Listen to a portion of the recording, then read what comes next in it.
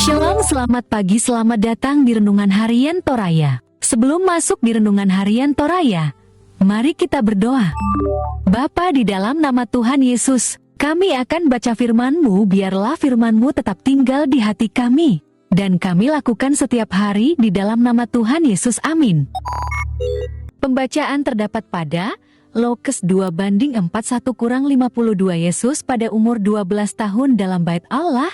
Tiap-tiap tahun orang tua Yesus pergi ke Yerusalem pada hari raya Paskah. Ketika Yesus telah berumur 12 tahun, pergilah mereka ke Yerusalem seperti yang lazim pada hari raya itu. Sehabis hari-hari perayaan itu, ketika mereka berjalan pulang, tinggallah Yesus di Yerusalem tanpa diketahui orang tuanya. Karena mereka menyangka bahwa ia ada di antara orang-orang seperjalanan mereka, berjalanlah mereka sehari perjalanan jauhnya, lalu mencari dia di antara kaum keluarga dan kenalan mereka. Karena mereka tidak menemukan dia, kembalilah mereka ke Yerusalem sambil terus mencari dia. Sesudah 3 hari mereka menemukan dia dalam bait Allah. Ia sedang duduk di tengah-tengah alim ulama, sambil mendengarkan mereka dan mengajukan pertanyaan-pertanyaan kepada mereka. Dan semua orang yang mendengar, dia sangat heran akan kecerdasannya dan segala jawab yang diberikannya.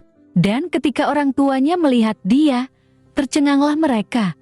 Lalu kata ibunya kepadanya, "Nak, mengapakah engkau berbuat demikian terhadap kami? Bapamu dan aku dengan cemas mencari engkau." Jawabnya kepada mereka, "Mengapa kamu mencari aku? Tidakkah kamu tahu bahwa aku harus berada di dalam rumah Bapakku?" Tetapi mereka tidak mengerti apa yang dikatakannya kepada mereka. Lalu ia pulang bersama-sama mereka ke Nazaret, dan ia tetap hidup dalam asuhan mereka. Dan ibunya menyimpan semua perkara itu di dalam hatinya. Dan Yesus makin bertambah besar dan bertambah hikmatnya dan besarnya, dan makin dikasihi oleh Allah dan manusia. Tema hari ini adalah disukai oleh Allah dan manusia. Naporai, puang, matua, sia, di, laino. Perkataan tiap-tiap tahuan menunjukkan suatu keteraturan yang terus-menerus dilakukan sesuai ketentuan hukum Taurat. Hal inilah yang juga terus dilakukan orang tua Yesus yang pergi setiap tahun ke Yerusalem merayakan hari raya Paskah. Dalam hal ini, Yesus juga tetap melakukan dengan tekun apa yang diajarkan oleh orang tuanya. Yesus seperti anak-anak pada umumnya, bertumbuh secara fisik dan rohani serta pengetahuan. Yesus yang tinggal di Yerusalem tanpa sepengetahuan orang tua.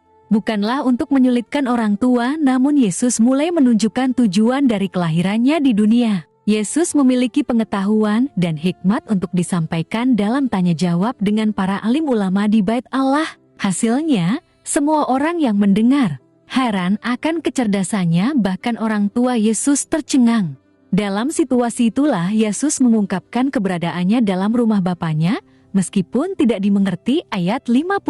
Yesus yang telah mengetahui maksud kedatangannya ke dalam dunia, sebagai anak menunjukkan kepatuhan pada orang tuanya, ikut pulang ke Nazaret dan tetap dalam asuhan orang tua. Yesus bertambah besar dan bertambah hikmat dan makin disukai oleh Allah dan manusia. Hal yang menarik bahwa Yesus mengalami kehidupan seperti anak-anak yang lainnya, yakni hidup dalam tuntunan dari orang tua. Karenanya, orang tua perlu memiliki pengetahuan dan pengalaman yang cukup untuk mengasuh anak-anak. Orang tua menjadi teladan bagi anak-anak. Ini tentu tantangan bagi orang tua yang mendorong orang tua untuk memperlengkapi diri melalui pembinaan yang dilaksanakan di gereja atau lembaga lain. Dengan cara tersebut, anak mengalami tumbuh kembang yang sehat, disukai oleh Allah dan manusia. Amin. Mari kita berdoa. Bapa di dalam nama Tuhan Yesus, kami sudah baca firman-Mu, biarlah firman-Mu tetap tinggal di hati kami, dan kami lakukan setiap hari di dalam nama Tuhan Yesus, amin. Selamat beraktivitas,